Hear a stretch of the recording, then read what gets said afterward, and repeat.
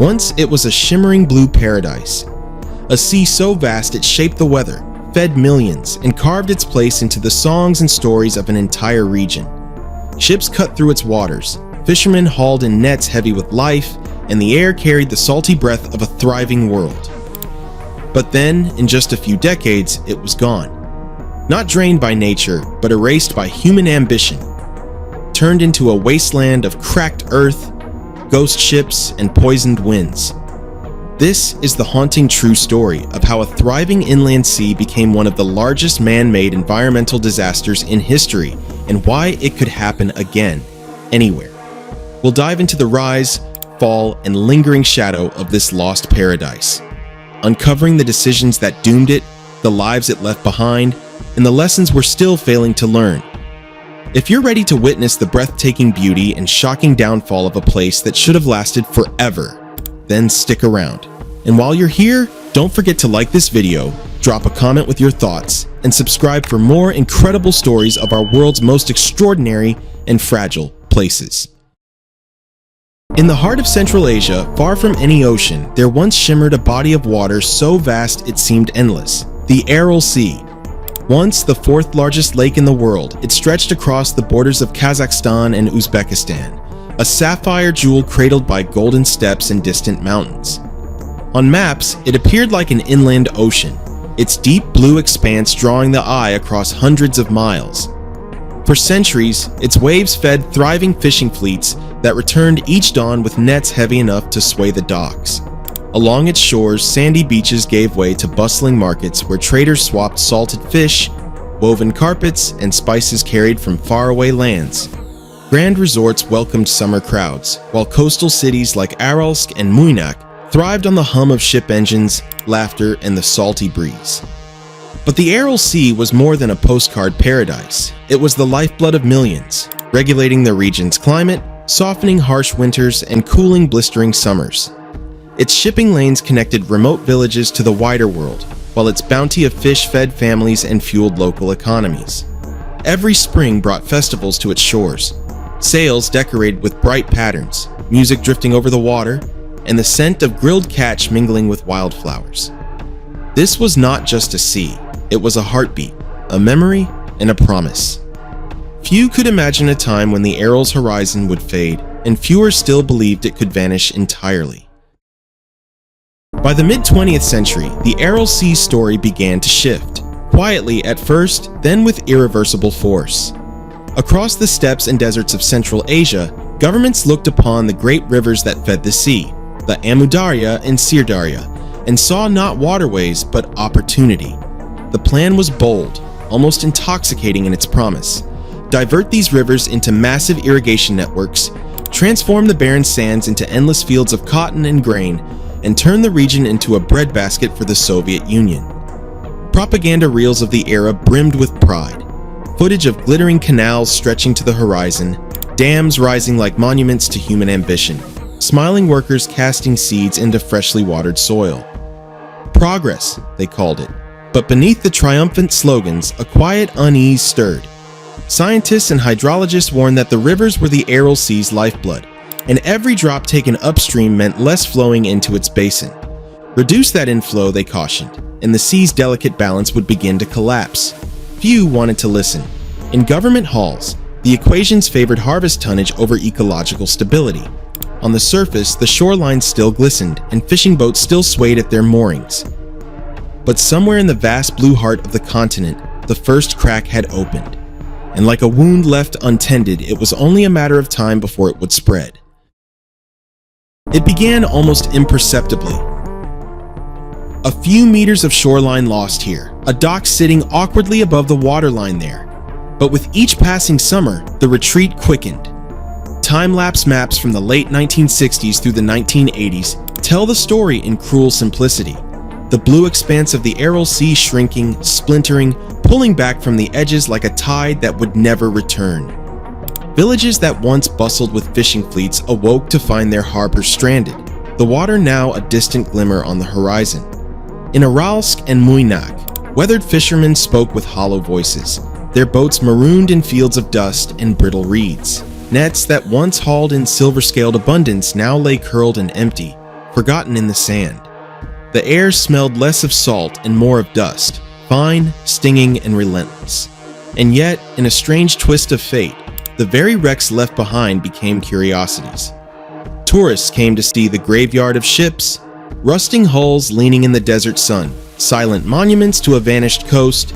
Every season, the sea seemed to take another step backward, until it was no longer at their doorstep but dozens of kilometers away, hidden beyond a horizon of cracked earth. The people had not moved. It was the water that had left them. As the Aral Sea receded, it left behind more than empty docks and stranded boats. It exposed a vast seabed coated with decades of human activity, a toxic legacy hidden beneath what had once been shimmering water. Fertilizers, pesticides, and industrial runoff carried from farmlands upriver, baked into the clay and salt, creating a landscape that was as deadly as it was barren. When the wind swept across these exposed plains, it picked up fine dust laced with chemicals, sending it billowing across hundreds of miles, poisoning soil, crops, and the lungs of those who lived in its path. Families once nourished by the bounty of the sea began to suffer inexplicable illnesses. Respiratory diseases spiked, cancer rates climbed, and even children felt the invisible sting of airborne toxins. Fields that had promised harvest now yielded failure, and the fragile local economies that had once thrived on fishing and farming collapsed in waves. The water didn't just vanish, it left behind a legacy of poison, an ecological wound bleeding into every corner of the region. Birds, mammals, and aquatic life dwindled. Migratory patterns shifted, climate rhythms faltered. The Aral Sea's disappearance became more than a local tragedy. It was a warning to the world, a vivid example of how environmental collapse born of human miscalculation and ambition can spread far beyond its origin, touching lives, livelihoods, and landscapes hundreds of miles away. With the waters of the Aral Sea gone, the very sky seemed to change. Summers that once carried a gentle cooling from the lake's vast expanse now scorched the land with relentless heat, while winters grew sharper, biting harder into the communities that had survived along its shores for generations. Rainfall, once predictable, became erratic and unreliable, leaving crops wilting under unrelenting sun or drowning in sudden downpours. The loss of this inland ocean triggered a cascade of environmental feedback loops. Without the sea to moderate temperature and humidity, wind patterns shifted, soil moisture evaporated faster, and storms grew in both frequency and intensity. Even regions far from the basin felt the effects. Wheat fields hundreds of miles away suffered crop failures, pasture lands turned to dust, and farmers learned that their calendars could no longer trust the rhythm of the seasons. Archival weather data paints a stark picture, satellite imagery showing dust storms crossing national borders, charts recording soaring summer highs and plunging winter lows, and historical reports of droughts deepening year after year. The Aral Sea's disappearance was no longer just a local tragedy. It had become a ghost in the clouds, haunting the atmosphere itself, a silent testament to the far-reaching consequences when nature is unbalanced by human hands. The echoes of a vanished sea rippled through the skies, and everywhere it touched, life was forced to adapt or perish. By the early 2000s, the world could no longer ignore the Aral Sea's silent plea. Governments, international organizations, and NGOs launched ambitious efforts to breathe life back into what was left of this once vast inland ocean. In Kazakhstan, a massive dam project sought to trap the dwindling flow of the Syr Darya, creating the North Aral Sea, a small but promising revival. Engineers and ecologists planted salt-tolerant vegetation across the exposed seabed, attempting to hold the relentless dust in place and restore some semblance of soil health. Entire communities were relocated, moving families from dying towns to areas where water and livelihoods might endure. For a moment, hope glimmered on the horizon. Patches of blue returned. Fish slowly reappeared, and migratory birds cautiously explored the revived waters.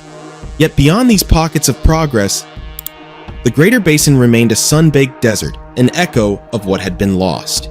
Interviews with locals reveal a mixture of pride, skepticism, and resignation.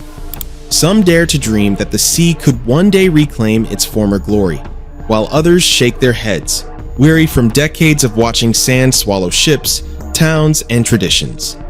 The Aral Sea's resurrection is a story of resilience and human ingenuity, but also a reminder that nature cannot be fully rewritten. Restoration can repair fragments, but it cannot erase the lessons embedded in every grain of salt, every windblown cloud of dust, and every community forced to adapt to the aftermath of ambition unchecked. The story of the Aral Sea is not merely a chapter in history. It is a warning echoing across the globe. Today, rivers, lakes, and inland seas face similar fates, from California's dwindling reservoirs to Africa's shrinking lakes and Asia's parched riverbeds. Everywhere, human ambition and mismanagement have tested the limits of nature, extracting more than the planet can replenish, diverting waters for crops, cities, and profit, often ignoring the fragile balance that sustains life. Water is not just a commodity, it is life itself, the pulse of ecosystems, the foundation of communities, and the lifeline of entire civilizations. Yet, when treated as endless, when wielded as a political bargaining chip, it exacts a steep toll. Droughts, famine, desertification, and climate destabilization are not distant threats. They are real, tangible consequences of choices made in boardrooms, government offices, and fields far from the waters themselves. The Aral Sea's disappearance stands as a stark lesson. Ecosystems are delicate, intertwined networks that do not forgive reckless exploitation. Restoration may revive fragments of what was lost, but it cannot erase the scars left behind. The sea may be gone, yet its story travels through every parched river, every empty lake bed, and every community forced to adapt, a constant reminder that the power we wield over water carries responsibility. One misstep and nature, relentless and patient, will always send the bill.